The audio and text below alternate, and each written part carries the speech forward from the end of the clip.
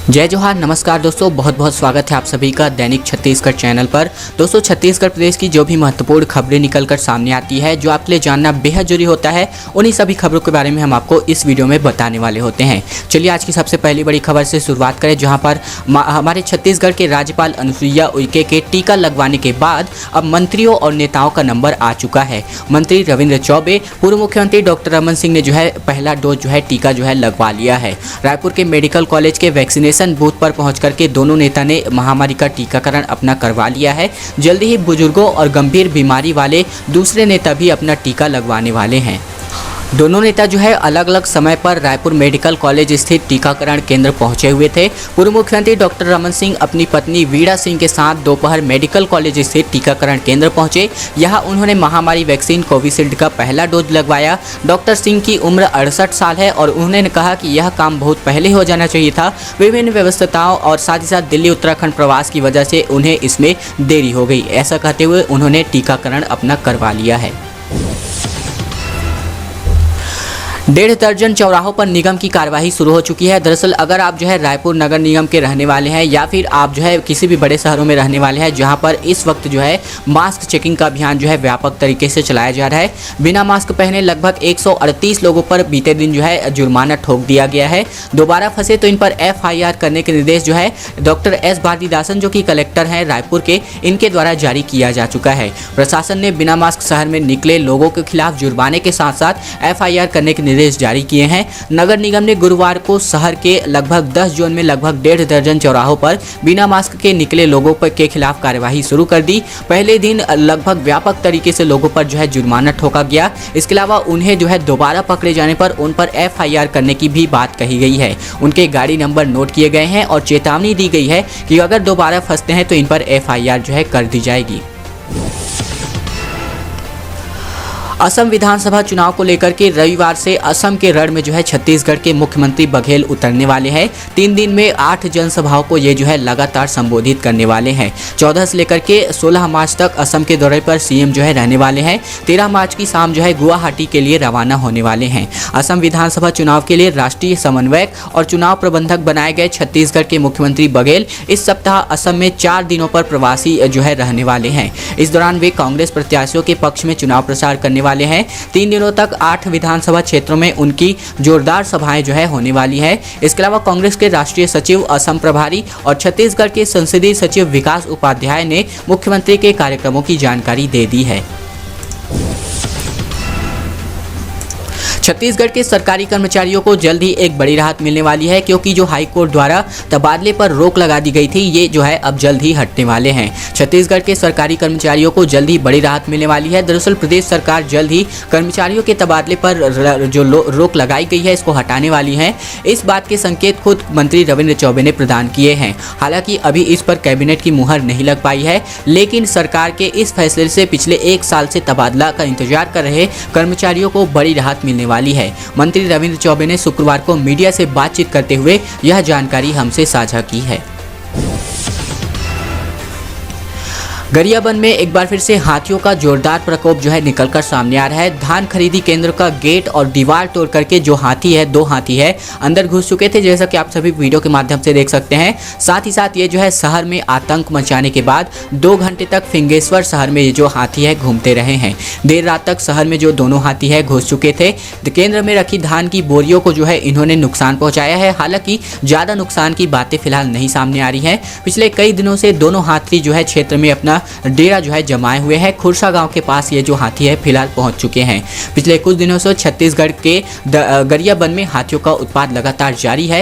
एक बार फिर से गुरुवार देर रात फिंगेश्वर शहर में ये जो दोनों हाथी है घुस आए थे। इस दौरान हाथियों ने धान खरीदी केंद्र की दीवार और साथ ही साथ गेट को तोड़ दिया। वहां रखी धान की बोरियों को भी इन्होंने नुकसान पहुंचाया है। हालांकि ज्यादा नुकसान की बातें फिलहाल निकल कर नहीं सामने आ रही हैं। राज्य का अपना अलग से राजकीय गमछा जो है होने वाला है और यह जो राजकीय गमछा है अतिथि भेंट की संस्कृति बनने जा रही है। बहुत अच्छी खबर निकलकर सामने आ रही है, जहां पर राज्य में सरकारी आयोजनों के मंच पर अतिथियों के स्वागत का तरीका बहुत ही जल्द बदलने वाला है। फूल मालाओं के स्थान पर राजकीय गमछा जो है इसकी जो स्थान है ग्रहण करने जा रही है। इसके लिए छत्तीसगढ़ संस्कृति विभाग ने देश के अन्य राज्यों की तर्ज पर प्रदेश का अपना राजकीय गमछा तैयार करने का निर्णय ले लिया है। संस्कृति विभाग के संचालक के अनुसार असम, बिहार राज्यों की तर्ज पर छत्तीसगढ़ का अपना खुद का राजकीय गमछा डिजाइन किया जा रहा है। राजकीय गमछा डिजाइन का काम जो है अंतिम चरण पर है, यानी कि इस मार्च तक राजकीय गमछा की डिजाइन जो है फाइनल कर ली जाएगी। इसके बाद से गमछा की डिजाइन को राज्य सरकार के पास स्वीकृति के लिए भेज दिया जाएगा। जैसे ही यह राज्य सरकार को यह जो स्वीकृति है प्रदान होती है, तो ये जो राजकीय गमछा है आप लोगों के समक्ष जल्द ही प्रस्तुत होने वाला है। साथ ही साथ जो सांस्कृतिक कार्यक्रम होते हैं, अतिथि स्वागत होते हैं, इन्हीं राजकीय गमछों के माध्यम से किए जाने हैं। दोस्तों अगली बड़ी खबर की ओर बढ़े, लेकिन उससे पहले हमारी एक छोटी सी प्रार्थना है आप सभी से। अगर आपने इस चैनल को अभी तक से सब्सक्राइब नहीं किया है तो आपके अपने चैनल दैनिक छत्तीसगढ़ को छत्तीसगढ़ प्रदेश की रोजाना खबरें प्रतिदिन पाने के लिए इस चैनल को सब्सक्राइब कर लेना है। साथ ही साथ यह जो लाल कलर का बटन होगा उसको आपको दबा करके जो बगल में घंटी का आइकन आएगा उसको दबा करके ऑल नोटिफिकेशन को भी सेलेक्ट कर लेना है, ताकि हम जो भी वीडियो अपलोड करें प्रतिदिन वो सबसे पहले आपको बिना कोई देरी के सबसे पहले आप तक पहुँचती रहे। NSUI का प्रोटेस्ट जो है आम पब्लिक के लिए निकलकर सामने आ रहा है। दरअसल ऑनलाइन परीक्षा की मांग को लेकर के NSUI संगठन ने विश्वविद्यालय को घेरा हुआ है। परीक्षाएं स्थगित करने की मांग जो है करते हुए दिखाई दिए हैं। दरअसल हम आपको बताएं तो रायपुर विश्वविद्यालय परिसर में शुक्रवार को NSUI के छात्र छात्राओं ने जमकर के हंगामा मचाया। छात्रों की मांग है कि ऑनलाइन परीक्षा कराई जाए, वही छात्रों को ऑफलाइन परीक्षा देने में कई सारी दिक्कतें होने वाली है। छात्रों का कहना है कि महामारी के संक्रमण के कारण पढ़ाई नहीं हो पाई है, अब वे परीक्षा होने से संक्रमण फैलने का खतरा हो रहा है। गौरतलब है कि जो विश्वविद्यालय है इन्होंने प्रथम सेमेस्टर के एग्जाम आगामी आदेश तक स्थगित कर दिए हैं। वहीं छत्तीसगढ़ में लगातार महामारी अब खतरनाक रूप लेता जा रहा है, लिहाजा यूनिवर्सिटी ने भी एग्जाम को आगामी आदेश तक के लिए स्थगित कर दिया है। अब पंडित रविशंकर शुक्ल विश्वविद्यालय ने प्रथम सेमेस्टर की परीक्षाओं को तत्काल प्रभाव से स्थगित कर दिया है। आने वाले अगले निर्देश तक यह जो परीक्षाएं हैं स्थगित रखने का आदेश जारी किया जा चुका है। इसी प्रकार से विभिन्न विश्वविद्यालयों को जमकर के घेराबंदी की जा रही है। जो भी संगठन है उनके द्वारा, यानी कि जो छात्रों के संगठन है उनके द्वारा इनका जो मानना है कि ये जो परीक्षाएं हैं वो ऑफलाइन माध्यम से इनके ना की जाए, बल्कि ऑनलाइन माध्यम से इनकी परीक्षाएं की जाए। छत्तीसगढ़ में महामारी संक्रमण लगातार बढ़ता हुआ दिखाई दे रहा है। वैक्सीनेशन की 2 डोज लगवाने के बाद भी जांजगीर कलेक्टर एक बार फिर से पॉजिटिव बताए जा रहे हैं। 3 दिन पहले इन्होंने महामारी की दूसरी डोज जो है लगवाई हुई थी। IAS अफसर 8 मार्च को इन्होंने जो है वैक्सीन की दूसरी डोज लगवाई थी। सोशल मीडिया पर इन्होंने जानकारी साझा की थी। एंटीजन किट से इन्होंने जाँच कराई थी। इसके बाद से महामारी के कोई लक्षण नहीं मिले थे। होम आइसोलेशन में इनको रखा गया था। छत्तीसगढ़ के जांजगीर कलेक्टर यशवंत कुमार गुरुवार को एक बार फिर से महामारी जो है संक्रमित पाए जा चुके हैं। दरअसल उन्होंने खुद ट्वीट करके इसकी जानकारी हमसे साझा की है। साथ ही संपर्क में आए लोगों को भी टेस्ट कराने के लिए कहा है। हालांकि उनमें महामारी के कोई लक्षण नहीं दिखाई दिए हैं। खास बात यह है कि IAS अफसर वैक्सीन की जो है 2 डोज लगवा चुके हैं। इसके बाद यह जो 3 दिन बाद है उनकी रिपोर्ट पॉजिटिव आ गई है। इसके बाद वैक्सीन को लेकर के सवाल एक बार फिर से खड़े होने लगे हैं। राज्य के खजाने में बढ़ोतरी होती हुई दिखाई दे रही है। लॉकडाउन में अप्रैल में पेट्रोल डीजल से वैट में लगभग जो है केवल 28 करोड़ मिलता था वैट के माध्यम से। अब साल के पहले महीने में ही 454 करोड़ रुपए की बम्पर कमाई जो है राज्य सरकार को हो गई है। पिछले साल लॉकडाउन में सड़कों पर गाड़ियां चलनी बंद हो गई थी। यही वजह है कि पेट्रोल डीजल में मिलने वाला वैट जो है कई गुना घट गया था। मार्च के पहले लॉकडाउन के बाद जो है अप्रैल 2020 में पेट्रोल डीजल से केवल 28 करोड़ का ही वैट मिल गया था। दरअसल इसके बाद जो है महीनों से भी लॉकडाउन और महामारी की वजह से वैट कलेक्शन प्रभावित चल रहा था, लेकिन इस साल की शुरुआत से ही वैट मिलने वाला कलेक्शन जो है लगातार बढ़ता ही जा रहा है। विभाग के अनुसार पिछले साल की तुलना में अभी 11 महीनों में ही 2% ज्यादा टैक्स कलेक्शन हो चुका है। मार्च में मिलने वाले टैक्स में इनमें और बढ़ोतरी होने वाली है। इस वित्तीय साल यानी कि 1 अप्रैल 2020 से अब तक कई महीनों में लॉकडाउन और महामारी का असर रहा है। इसके बावजूद अब तक वैट कलेक्शन की रफ्तार पहले की तरह ही कई गुना बढ़ गई है। दोस्तों आपको बताते चले कि जो पहले ही जो साल के पहले ही महीने हैं यानी कि जनवरी में ही 454 करोड़ रुपए की जो वैट की कमाई है जोरदार तरीके से बढ़ चुकी है। राज्य को राहत जो है मिलने वाली है। केंद्र की सिफारिश से छत्तीसगढ़ सरकार को 1800 करोड़ रुपए का रियायती कर्ज जो है आरबीआई देने वाला है।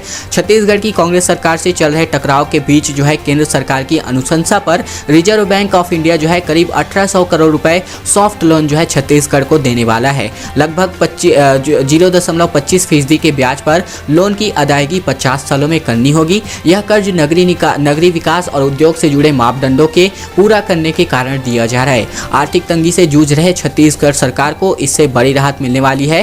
केंद्र सरकार ने सॉफ्ट लोन के लिए 4 मापदंड बनाए थे। इसको 31 जनवरी तक पूरा करना था। इसमें नगरीय प्रशासन में सुधार, जिला स्तर पर औद्योगिक विकास के लिए कदम उठाए जाने के लिए, इसके अलावा बिजली व्यवस्था में सुधार और साथ ही साथ one nation one ration card बनाने की दिशा में ठोस कदम उठाए जाने थे। प्रत्येक सुधार पर राज्य को लगभग 895 करोड़ रुपए सॉफ्ट लोन देने का प्रस्ताव किया गया था। हमारे पुलिस के जवान जल्द ही सुरक्षित होने वाले हैं। पुलिस जवानों के लिए 1.5 साल बाद जो है सरकार 1320 बुलेट प्रूफ जैकेट खरीदने वाली है। 7 और लगभग 12 किलो इस बुलेट प्रूफ जैकेट का वजन होने वाला है। नक्सल मोर्चे पर तैनात जवानों के लिए 1320 बुलेट प्रूफ जैकेट की खरीदी की जानी है। इसके लिए नए सिरे से टेंडर की प्रक्रिया शुरू कर दी गई है। इस बार ओपन टेंडर किया जाएगा जिसमें स्थानीय कंपनियां हिस्सा ले सकेंगी। बता दें कि पहले 200 बुलेट प्रूफ जैकेट के लिए और साथ ही साथ 600 वेस्ट के लिए खरीदी प्रक्रिया शुरू की गई थी। इस समय जो शर्तें तय की गई थी उसमें कंपनियां नहीं मिली तो दोबारा टेंडर को रद्द करना पड़ा था। इस बार नए सिरे से ICW और स्टैंड अलोन कॉन्फ़िगरेशन यानी कि 12 और 7 किलो वजन तक वाले जो बुलेट प्रूफ जैकेट है ये जो है यहाँ पर खरीदे जाने हैं। ICW कॉन्फ़िगरेशन के लिए 500 और स्टैंड अलोन कॉन्फ़िगरेशन के लिए 820 बुलेट प्रूफ जैकेट जल्द ही खरीदे जाने हैं। डी पुरेंद्रेश्वरी जो है 14 फरवरी को जो है रायपुर प्रवास पर रहने वाली है। छत्तीसगढ़ में होने जो है बीजेपी की बड़ी बैठक जो है होने जा रही है। भाजपा प्रभारी जो प्रदेश प्रभारी डी पुरेंद्रेश्वरी हैं ये यहाँ पर 14 तारीख को राजधानी के दौरे पर होने वाली है। इससे पहले वे 13 को आने वाली थी, लेकिन सह प्रभारी नितिन नवीन 13 मार्च को दौरे पर आने वाले हैं, यानी कि आज के दिन यह जो है दौरे पर आने वाले हैं। वही प्रदेश प्रभारी डी पुरेंद्रेश्वरी प्रदेश पदाधिकारियों की बैठक में शिरकत नहीं कर पाएंगी। 14 को वे प्रदेश कार्य समिति की बैठक में जरूर से शामिल होने वाली है। गौरतलब है कि छत्तीसगढ़ बीजेपी की बड़ी बैठक 13 और 14 मार्च को होने जा रही है। 13 मार्च को प्रदेश पदाधिकारियों की बैठक होगी जिसमें बीते 3 महीने में किए गए कार्यों की विस्तार से समीक्षा होने वाली है। इतना ही नहीं, आगामी रणनीति भी इस पर जो है तय करी जानी है। दोस्तों, आज की खबरों का सिलसिला यहीं तक का था। अगर आपको यह वीडियो पसंद आया तो वीडियो को लाइक कर देना है। इस वीडियो के नीचे लाइक बटन है, इसको दबा करके वीडियो को लाइक कर देना है। चैनल को सब्सक्राइब कर लेना है और इस लाल कलर के बटन को दबा करके साथ ही साथ जो घंटी आएगा उसको दबा करके ऑल नोटिफिकेशन को भी इनेबल कर लेना है ताकि प्रतिदिन इस प्रकार की खबरें जो है आपको रोजाना इसी चैनल पर देखने को मिलती रहे।